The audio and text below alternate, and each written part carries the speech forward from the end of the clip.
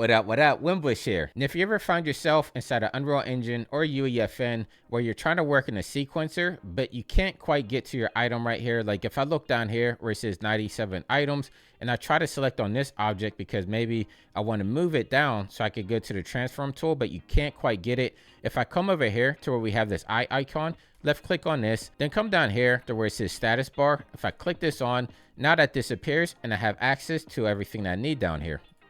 So once again, click on the eye. You want to turn off the status bar, or if you want it back on, you can select it right there, and there you go. Now this tip will work no matter if you're working in Unreal Engine 5 or UEFN. So hopefully this tip helped you guys out. If you're new to the channel, make sure you subscribe, and until next time, stay fresh, keep creating, and I'll catch you guys in the next video. I'll see you soon. Take care.